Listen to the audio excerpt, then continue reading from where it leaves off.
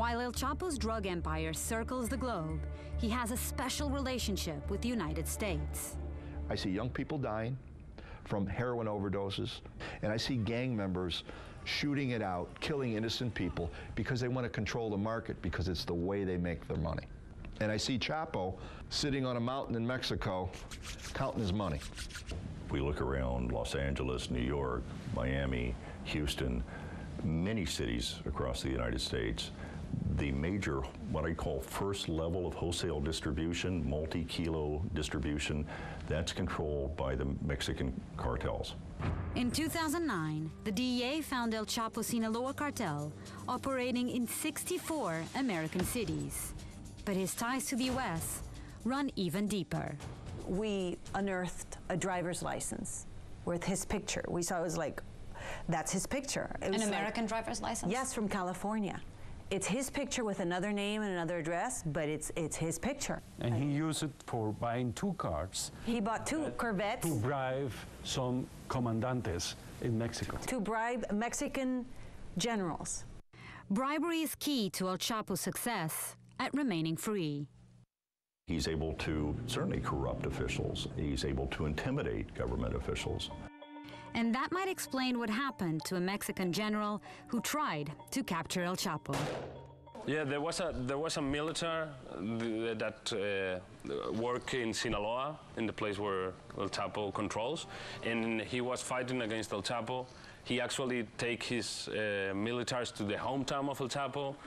He landed his helicopters near El Chapo's mother's home. So the Chapo's mother was really pissed off, and she put a complaint on the human rights. After 3 years fighting against El Chapo, they sent him to Russia. And he believes it was because he was getting too close to El Chapo that he was sent to Russia. Well, you know, a military won't ever tell you that, but he said, like, well, I have to do what my bosses say, but I'm sure he was not happy with that. And 45 minutes, he was talking about El Chapo without saying El Chapo. So he said, like, the man you're talking about, the boss of the cartel, the one who controls the area, but never mentioned El Chapo with his name. We have talked here about El Chapo as a businessman, El Chapo as a genius for controlling markets.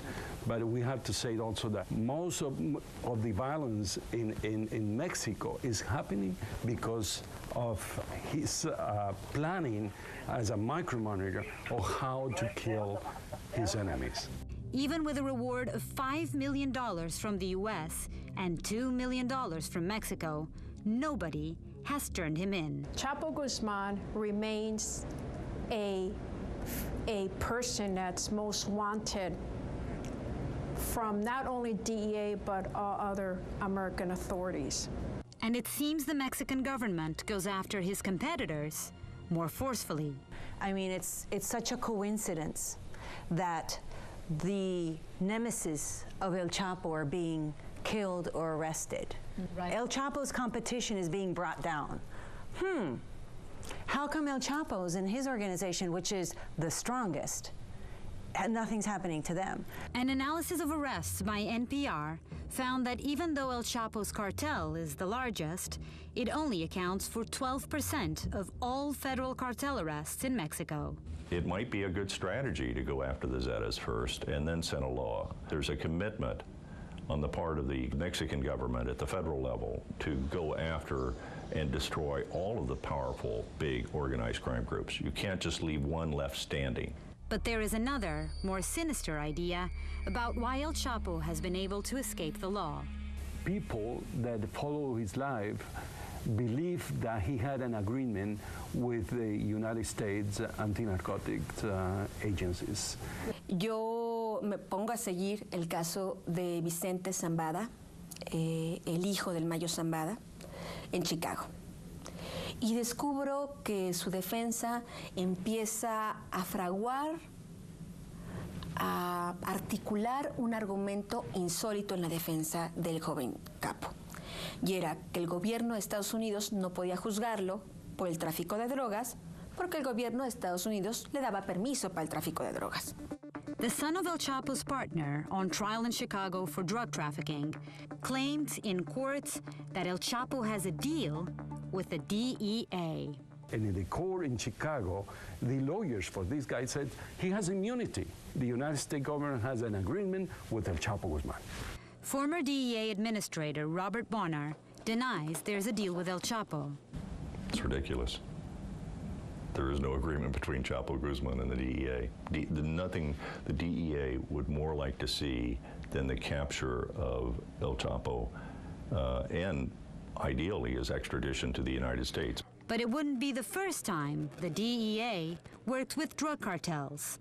In the 90s, they made agreements with Colombian cartels. When they were fighting the cartels in Colombia, the government and the DEA made some questionable agreements with the cartels to destroy the Medellin cartel. But of course, DEA will take information from one cartel and use it against another cartel. We did that in Colombia. Once the Colombian government said enough is enough, it took them 10 years to destroy the two most powerful drug cartels the world had ever seen. They went after the Medellin cartel first, then they focused on the Cali cartel, ultimately locating and killing Pablo Escobar. So how would you compare Pablo Escobar to El Chapo? El Chapo has more money to pay bribes than Pablo Escobar. The Medellin cartel paid bribes for getting some specific favors. My impression is that El Chapo paid monthly bribes. El Chapo is a bigger player in this arena. Pablo Escobar only controlled cocaine. El Chapo controlled every drug that you can imagine. And he is in Europe, he's in Africa, he's in the United States, and all Latin America. He's bigger. He's a global player. He is. Others think that the governments of both the US and Mexico are simply not doing their best to capture the CEO of crime. All Mexico has to do is look to the way Colombia took care of business. And yes, the US had to help. Mexico cannot do it alone. The US has to be involved. If you cut the head off of a snake, the snake is not going to exist anymore. It's interlinked, like the CEO of a corporation. If that CEO did not exist, it's going to frustrate that organization, which will ensue instability, a great instability, and for us, the best attack is when they're vulnerable.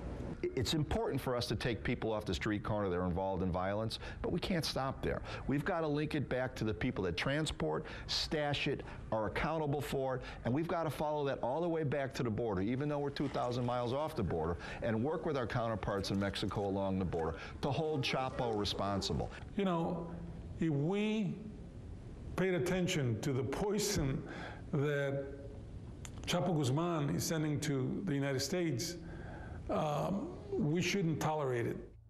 While he sends his poison to the United States, he also sent precious cargo here.